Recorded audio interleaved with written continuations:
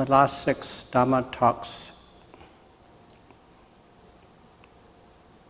it's about what are we doing, how are we doing, and why are we doing, both in theory and practice together.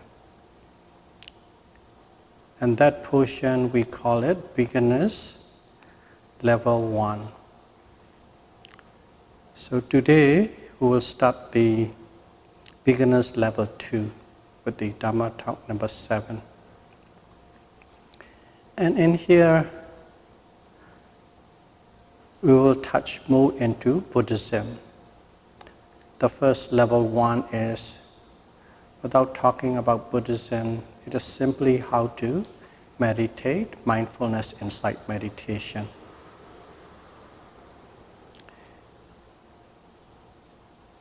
And first and foremost, we need to know a little bit about Buddhist culture. Buddhist culture is based on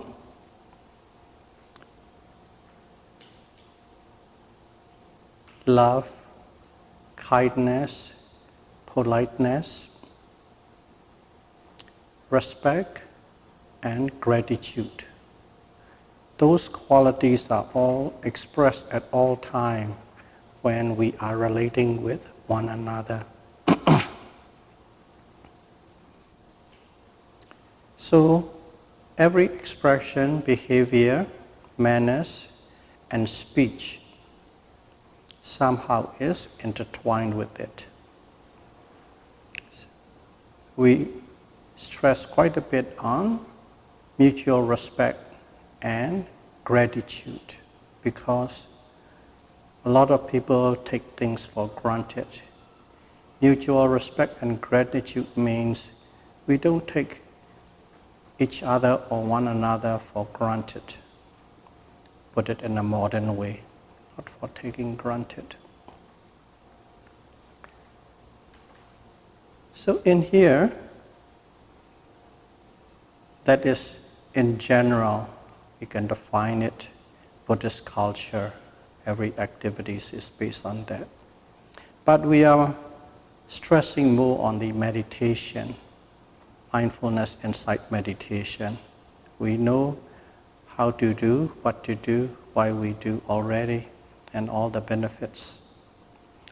But there is one important thing.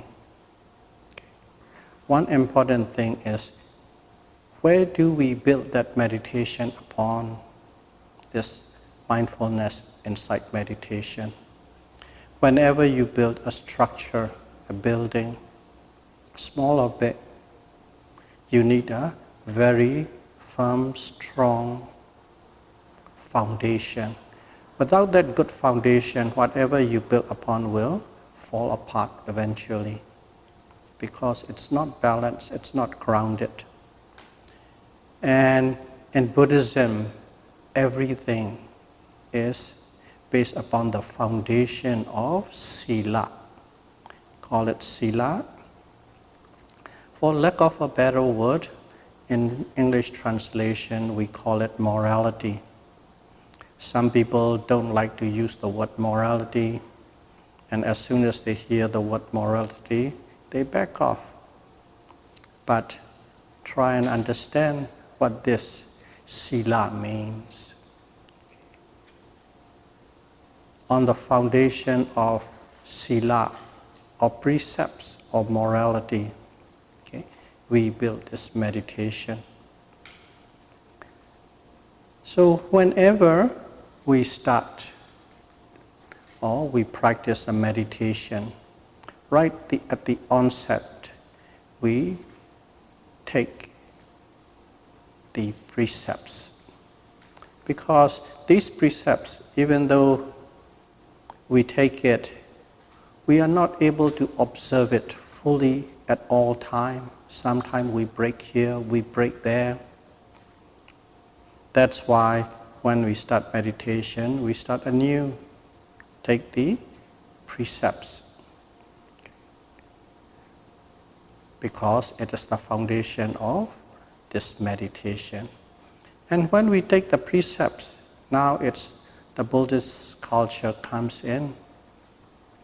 Whatever we are doing, okay, especially this mindfulness insight meditation specifically, it is all taught to us by the Buddha over 2,500 years ago, almost 2006. So in our modern day too, whenever we are saying something, we are writing something, we are quoting something, okay? When somebody has done the work of somebody, we always give credit to that person. You give a quote to that person, so and so, such, and so on. Even in the modern day, when we write books, when we give speeches, when we quote and we give credit to the person who has started it or make it popular. In the same way, whenever we practice this meditation, we give credit to the Buddha who taught us. That is I put it in a very simplistic term. So, how do we give credit? Okay, how do we give credit? That giving credit comes back to the Buddhist culture.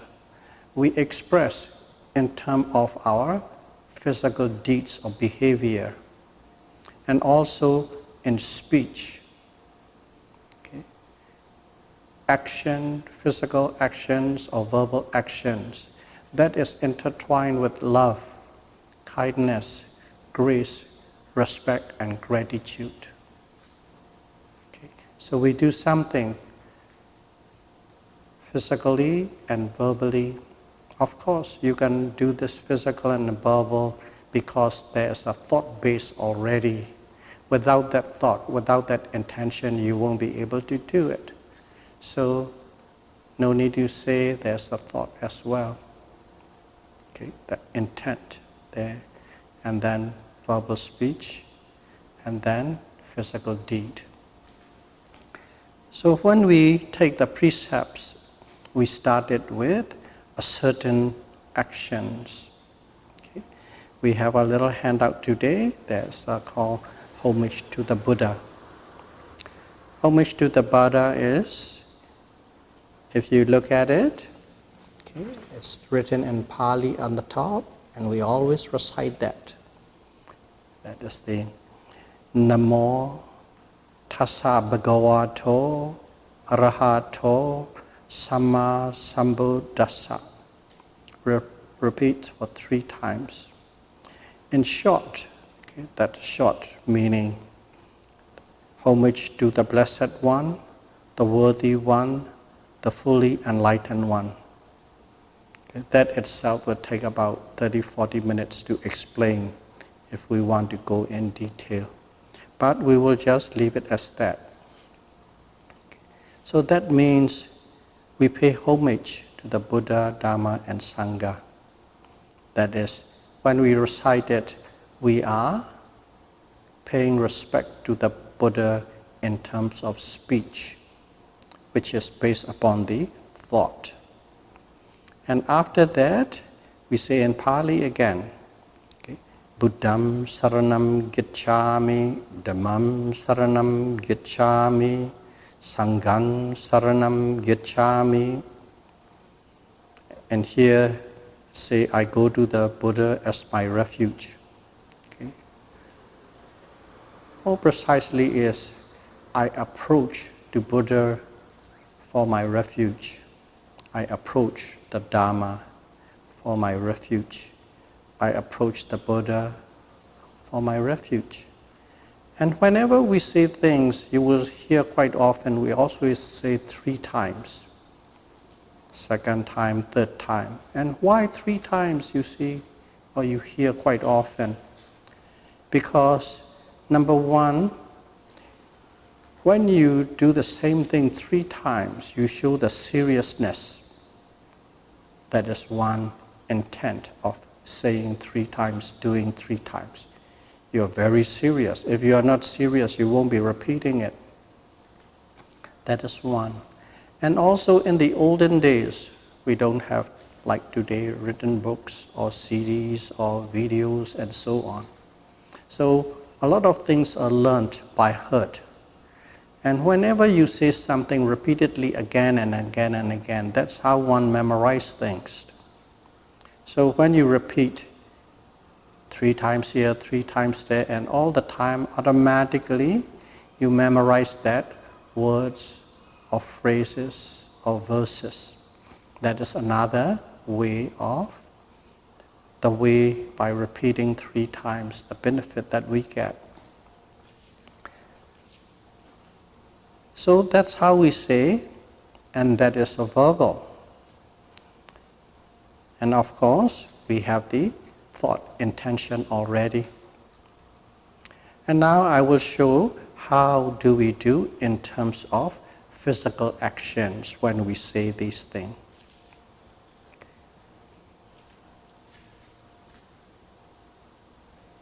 And first and foremost, when we say, let's take the precepts, at that moment, we always change our position.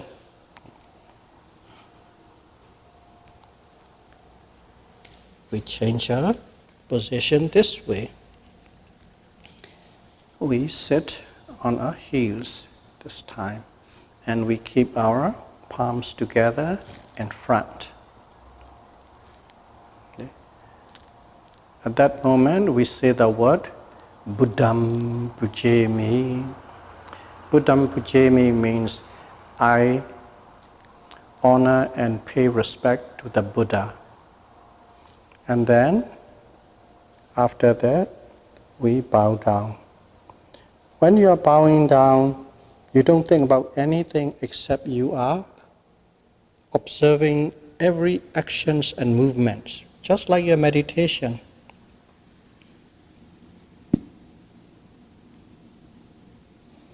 And your forehead on the floor, push back up, goes there. Okay. Your 2 knees are touched on the floor. Your 2 elbows are touched on the floor, and your 2 palms are touched on the floor. Basically, is the 2 elbows, 2 palms, as well as the forehead. Some people like this way and do that. Some people do this way. That's up to you. But there are 5 touches.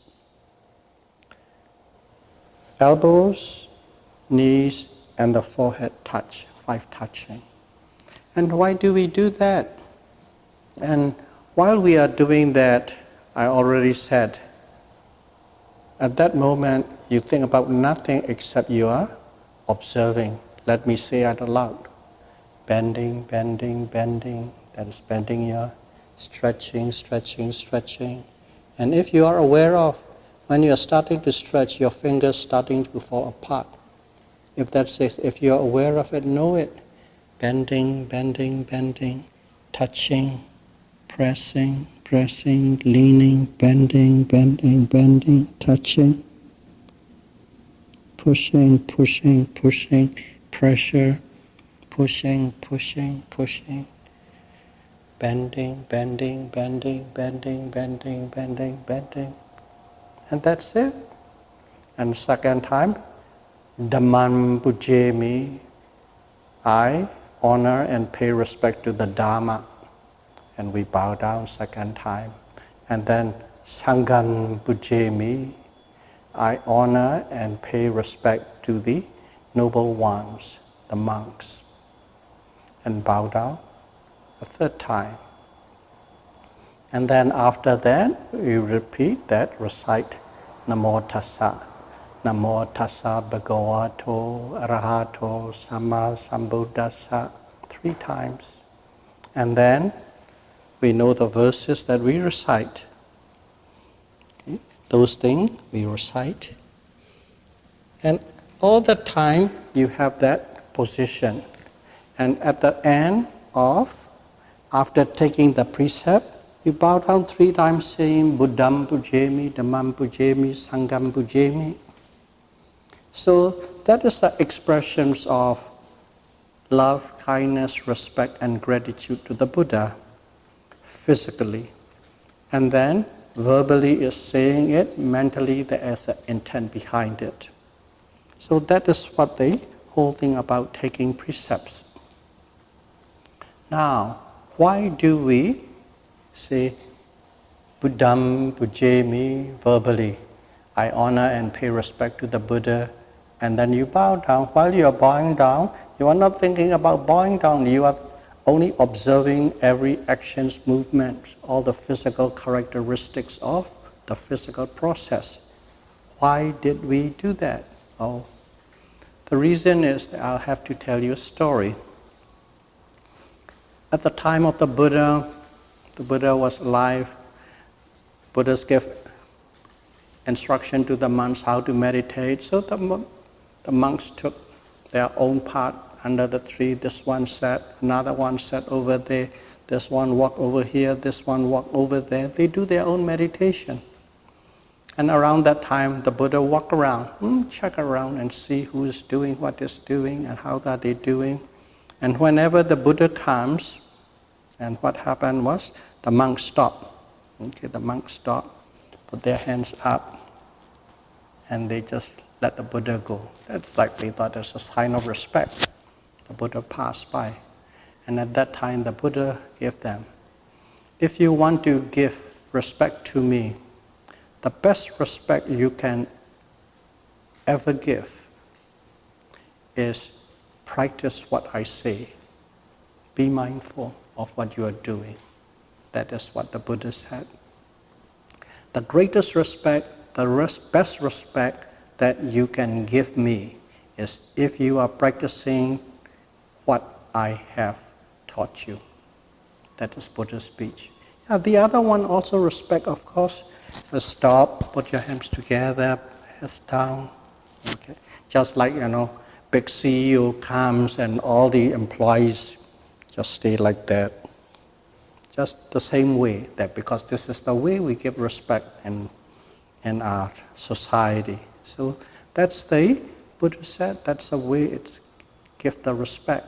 So that is the reason we say, I honor and pay respect to the Buddha. And what we do was while we are bowing down, we don't think about anything. We are just being mindful and observe and observe and observe. Because that's what we are doing. Why? Because that's what the Buddha has taught us to do, to be mindful.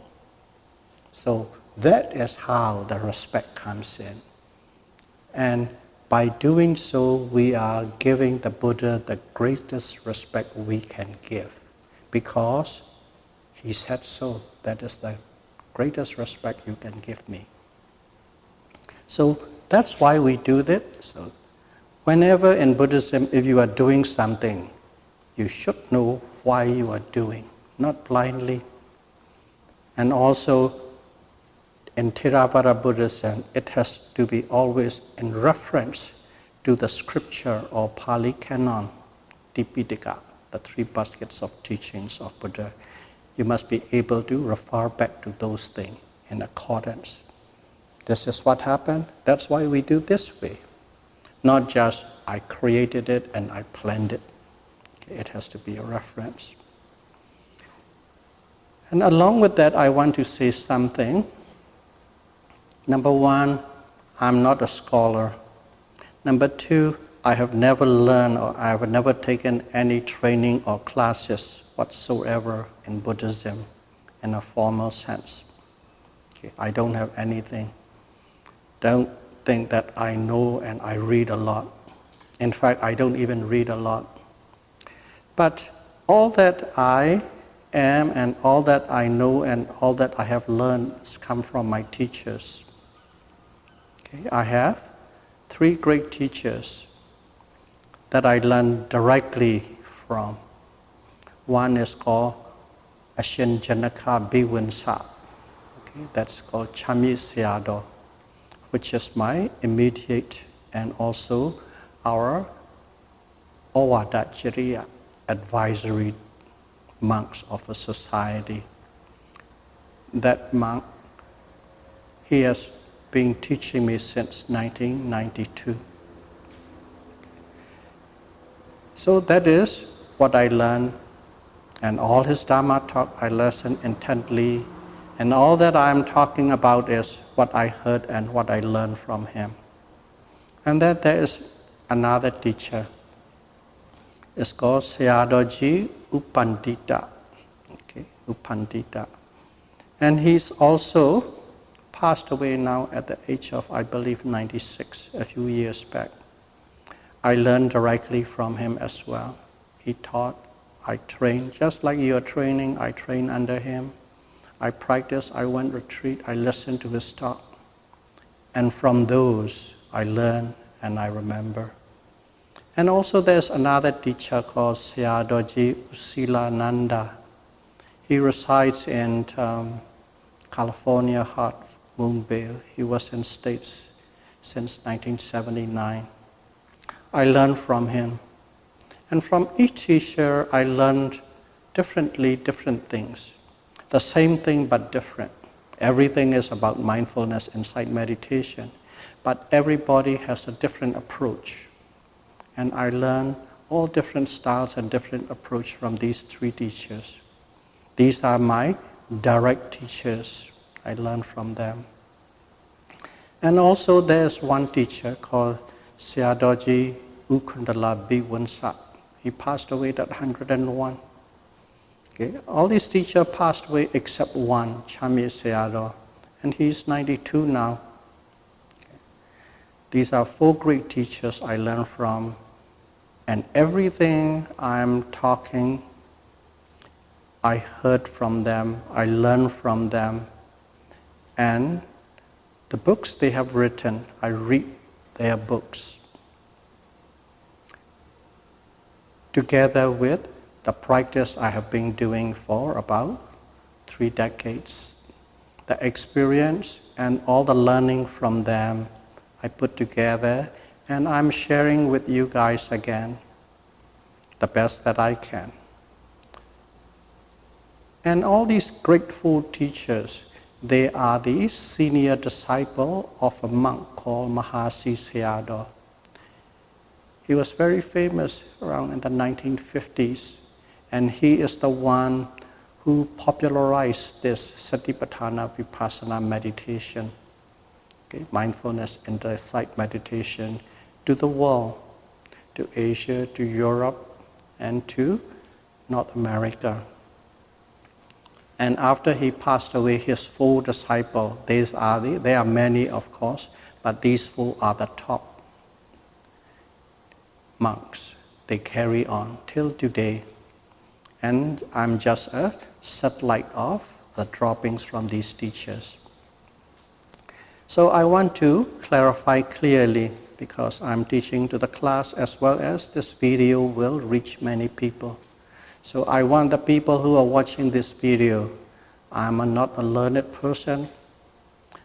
I don't read books. I've never attended any formal classes. And I'm simply sharing all what I know from my experience and what I heard from my teachers. And I have great confidence in my teachers. What they said is true and correct, because they are the leaders of the Theravada Buddhism of the stage, both in theory as well as in practice. They are world-renowned teachers. I have no doubt in what they have taught me. And if there is any error in my talks, it is not of their doing. It is simply my own incompetence that I don't fully understand. If anyone found errors in my talks, I ask forgiveness. That one, I like to make it very clearly.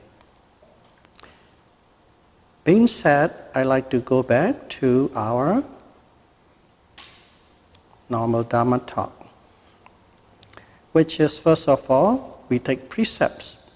First of all, we pay respect to the Buddha, Namo Tassa Bhagavato, and then we take refuge, Buddham, Sharanam Gacchami, and so on 3 times. And after that, we take precepts. And if you look at the paper handout, there's 5 precepts. For your familiarity in sounding, I will recite the Pali as well. Panati Pata Viramani Sikkhabadam Samadhiyami.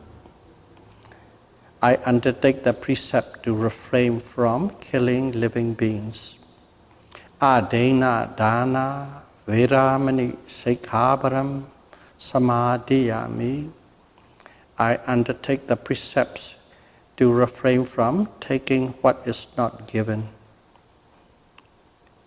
Kamesu Mecha Chada Viramani Sikkhabadam Samadhiyami. I undertake the precept to refrain from sexual misconduct. Musavara Viramani Sikkhabadam Samadhiyami.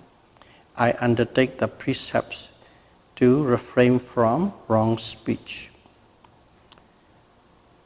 Suramiriya Mitya Pamada Thana Viramani Sikkhabadam Samadhiyami. I undertake the precept to refrain from taking intoxicant which could cloud the mind and cause heedlessness. Those are the 5. And these 5, we call it sila or precepts. Some translate it as morality. We take that 5 precepts and we bow down saying, Buddham Pujami, Dhammam Pujami, Sangham Pujami. I honor and pay respect to the Buddha, Dhamma, and Sangha. And then we change our position to our sitting meditation posture and we meditate. So this is the foundation. You have to build that. You have to build from the foundation. Because during this 24 hours or during the week time, you may break one or more than one of these precepts, especially in the Western culture. Okay? A glass of beer or a glass of wine is normal. But that's your choice. But regardless, on the day of meditation, on that day, try to be not taking anything, especially when you are about to meditate.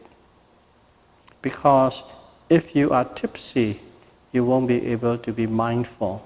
So you are defeating the purpose, at least that much.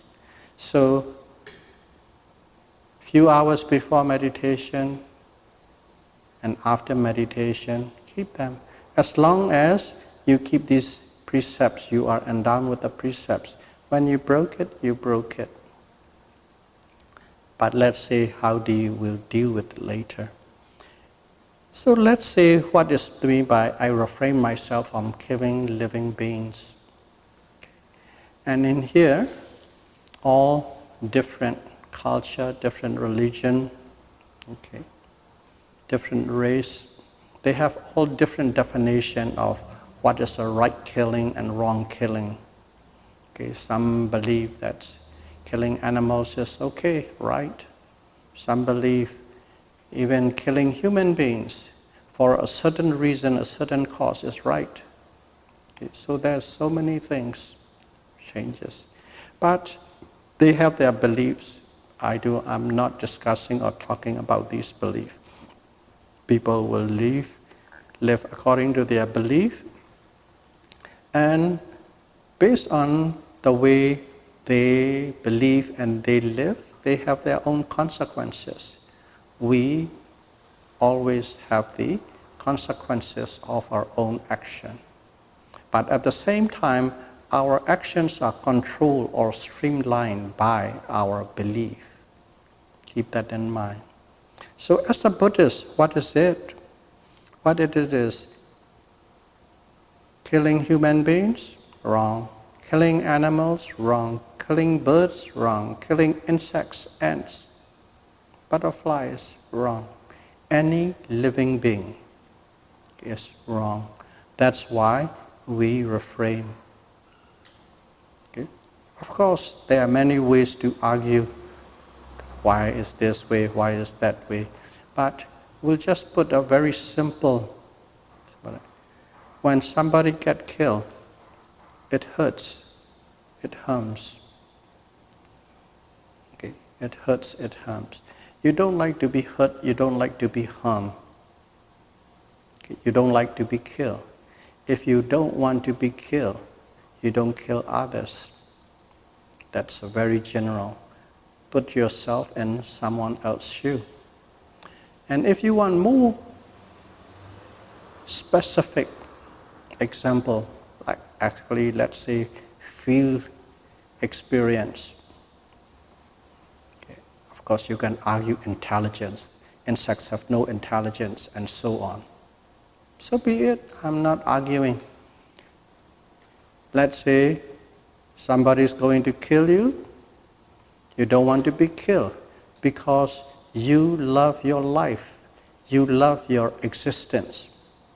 We cling onto our existing. That is the basic, fundamental reason why you don't want to be killed. You love your life and you love your existence. And you have a great intelligence. Let's say, as a little ant, the brain capacity is like, compared to us, is negligible. I don't think they have much intelligence. Some people say they go by instinct. Fine, whatever that is. Now let's put an example, little practical field. Little ant crawling on the floor. Crawling on its own space, okay, slowly, okay, putting out its whisker and antenna, sniffing for food, going about very slowly and leisurely and peacefully, hunting for food. At that moment, you go near that little ant and follow it with a little stick from that. You don't even have to touch it. You just follow it with a little stick. That little ant will run away like crazy, run left, run life, and they're looking for a crack to go and hide it. Why? That little ant loves its life.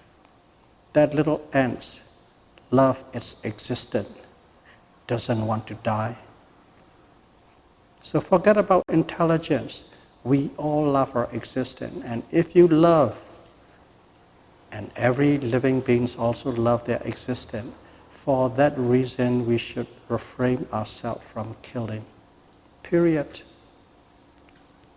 Any living beings. That is the first precept. Second precept, okay, is you do not take anything that is not willingly given. We'll rephrase it. I refrain myself from taking anything that is not willingly given. Not only stealing, not only cheating, not only robbing or extortion or by force. Okay. Not only that,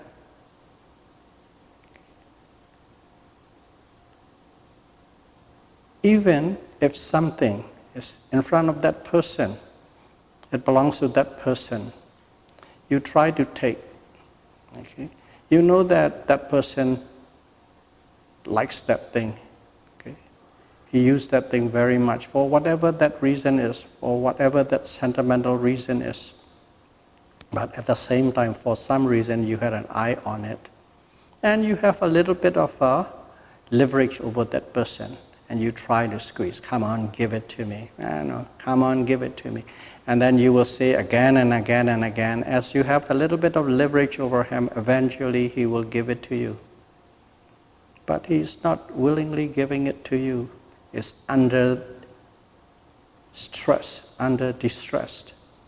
He gave it. That is not a proper taking. That goes under the adena dana, not willingly given. Don't take it. And also, of course, everybody will draw a line where they would like to. I'm not saying everybody must be in the perfection. We always draw a line. I use a few examples quite often. Let's say there's a gardener who come and cut grasses in your house. Okay, they just come and cut grass for $50. Cut, they do all the job. That is a standard all around. And let's say suddenly a rich Chinese guys come and bought a property and then don't speak much English. They come and then hire a gardener, and he knows that the guy can send this guy he doesn't know much about it. He says, oh, I will do this job, that job. I'll charge you only $100. Okay? Basically, the standard going rate is $50. Out of the ignorance of the person, and then you take it $100. He gives it to you because it's nothing to him. At the same time, okay, you give a very good sales job. That's adena dana in a Buddhist sense. You are taking advantage out of somebody's ignorance and taking it. If he knows that the standard rate is $50, he won't give you $100, even if he's a multimillionaire. Regardless how rich, until and unless they want to give. They might give you $1,000, but heartfelt, willingly, then that's fine. So those are kind of things, eventually, where would you draw the line? Decide yourself. The major thing is don't steal, don't cheat, don't rob, don't extort. Those are the key things. But how fine you want to go based on your own conscience. That one has no hard and fast rule. Based on your own conscience, one may do so. That is adena dana. And the third one is, I refrain myself from sexual misconduct. Okay, sexual misconduct, that is a pretty easy to find line. The whole society have a general consensus on it as a society. First of all, you refrain yourself having sexual activities with the minors because they might be physically able, but their mind is not mature yet. Okay? Due to the immaturity of the mind, you take advantage on it. For that reason, one should not. Okay? And also, this one is common to everything, adultery. Adultery is if someone has his own, okay, just the legal consensus. Okay? Husbands and wife legally married, and to have sexual activities with one of the partners, and that is considered also sexual misconduct, breaking the precepts. Because one person agrees, okay, fine. But the other person, if that he or she knows about it, how would that person feel? Okay, that's why you try to hide, for that person not to know. But as soon as the other person knows, then the whole range of complexity arises. Even the family unit will fall apart, break down. Out of rage can be killing, and so on and so forth. There's endless consequences if that conduct is being exposed. Those are the things that can follow. For that reason, you refrain. And the fourth one, musawada, wrong speech. Okay? Wrong speech simply doesn't mean lying only. Of course, lying is one thing, straight. Lying is one thing. And also in Buddhist, they put into 4 divisions, wrong speech. Lying is a wrong speech. Okay? False speech. And also rude and harsh speech is a wrong speech. If somebody talk to you rudely and harshly, you won't like it. so you don't do to others. And also slander. Slander is slipping in words so that you could split the unity of two people or two groups or two countries, to split the unity of others. You slip it in or slide it in a certain words so that it could break up. That's a slander. It may be a false words or fake news, or it may be true, but even the truth, if you are doing with the intent of splitting other people's unity, that is wrong. Lying, rude and harsh words, slander, and the fourth one, that's a very difficult one. Very difficult one. That's why one may draw a line where you can, in these little final ones. It's called frivolous talk. Frivolous talk. Frivolous talk is sitting and talking about all these, let's put it this way, anything that you can see in general in the tabloids. If you talk about it, that's a frivolous talk. I won't go into too details, you can get the idea. Frivolous talk. Or to put it in a different way, whenever one speaks, that speech should be beneficial, productive, and positive. Okay? If it is not beneficial, if it is not productive, it is not positive, don't talk at all. So, if it is not beneficial, positive, and productive, that's called frivolous talk. Okay? Anything under the sun, politics, movies, this, that, and so on and so forth. Gossiping about the neighbors, okay? Gossiping about your fellow workers, co-workers, and so on. These are totally a waste of time. For that reason, we put it under the false speech, because it doesn't produce anything productive and beneficial. And the last one, we refrain ourselves from taking any intoxicant. Okay, that's way. But any substance that could cloud our mind, any substance, whether it is alcohol, wine, or beer, or whiskey, or cocaine, or crack. Nowadays, so many, we don't even know something how they are named. But anyway, whatever you take, it altered your state of mind. Altered your state of mind.